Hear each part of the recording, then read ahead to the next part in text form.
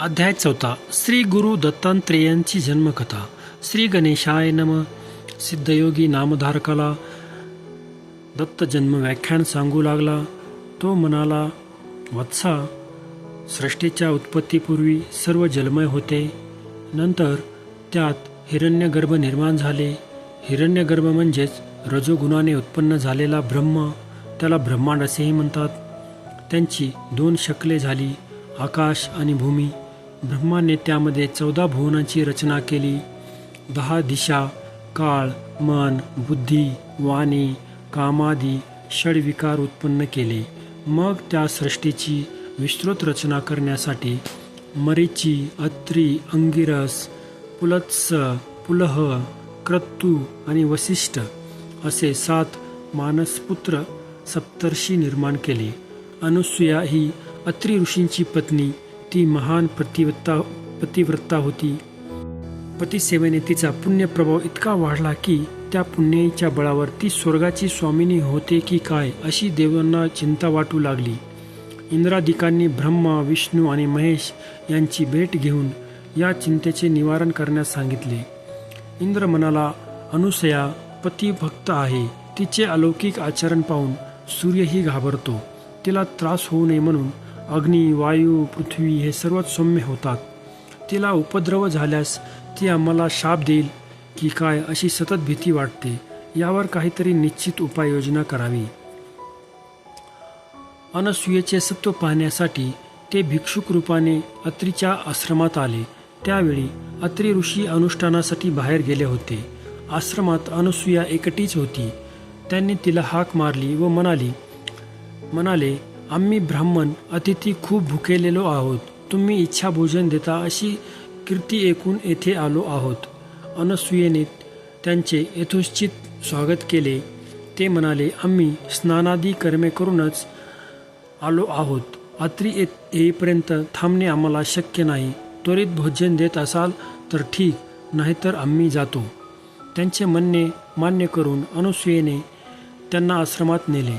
त्यांना पाटावर बसवले, पात्रे मांडली.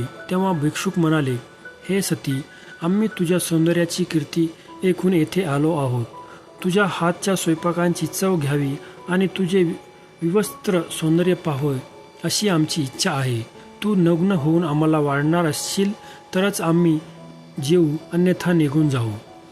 हे ब्राह्मण, आपले सत्व पाहण्यासाठी आलेले कोणीतरी श्रेष्ठ महात्मा आहेत हे अनसूयेच्या लक्षात आले. अतिथी विन्मुख गेले तर पतीच्या आज्ञेचे उल्लंघन, विवस्त्र होऊन वाढावे तर पतिव्रतेचा धर्म मोडतो. प्रसंग बिकट आहे. आज माझ्या पतीच्या तपश्चर्येची परीक्षा आहे. तीच माझे रक्षण करेल असा विचार करून तिने अतिथींच्या मागणीला होकार दिला. ती स्वयंपाकगृहात गेली. तेथे विवस्त्र होऊन पक्वानांची पात्रे उचलली व माझ्या पतीची तपश्चर्या श्रेष्ठ असेल तर हे तिन्ही अतिथी लहान बालके होतील असे म्हणून ती बाहेर आली तर काय आश्चर्य!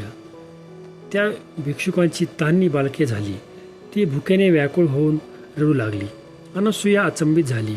मग स्वतःला सावरून वस्त्रे नेसून आली. मात्र सुलभ वात्सल्याने तिला पान्हा फुटला. तिने एकेकाला मांडीवर घेऊन त्यांना स्तनपान दिले. ती त्रिदेवांची माता झाली. तिने तिघांना नाऊ माखू घातली आणि पाळण्यात घालून निजवले. मध्यान्ह समयी अत्री आश्रमात परतले. पाळण्यात झोपलेल्या बालकांना पाहून त्यांना मोठे आश्चर्य वाटले. अनसूयेने त्यांना सर्व वृत्तांत सांगितला. अत्रींनी अंतर्ज्ञानाने त्यांची स्वरूपखून जाणली. बालरूपातील त्रिदेवांना वंदन केले. तेव्हा ते तिघेही आपले बालरूप तसेच ठेवून निज रूपात प्रकट झाले. त्यांनी अत्री व अनसूयेची प्रशंसा केली आणि वर मागण्यास सांगितले. अत्रींनी अनसूयेशी चर्चा केली व म्हणाले, हे देवी श्रेष्ठींनो, तुम्ही बालरूपाने माझ्या घरी आलेलेच आहात तर माझे पुत्र म्हणून येथेच राहा. तेव्हा तथास्तु म्हणून ते तिन्ही देव स्वस्थानी परतले. अत्री अनसूयेने त्या बालकांचे नामकरण केले. बालरूपातील ब्रह्म, विष्णू, महेश्वर यांची अनुक्रमे चंद्र, दत्त आणि दुर्वास अशी नावे ठेवली. काही काळाने दुर्वास आणि चंद्र मातेसन्मुख उभे राहिले. दुर्वास म्हणाला, आई, मी तीर्थयात्रा व तपश्चर्या करणार आहे. मला निरोप दे. चंद्र म्हणाला, मी तारांगणात राहून तुमच्या चरणांचे नित्य दर्शन घेईल. शीतल चांदणे पसरवून सर्वांना सुख देईल.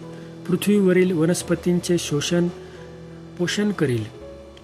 विष्णुमूर्ती दत्त तुझ्यापाशी राहून तुझी सेवा करील. अनसूयेने त्यांना जाण्याची आज्ञा दिली. विष्णूने दत्तरूपाने अत्री आश्रमी राहिला. ब्रह्मदेव आणि शंकर यांनी आपापले दिव्य अंश त्यांच्या ठायी स्थापन केले.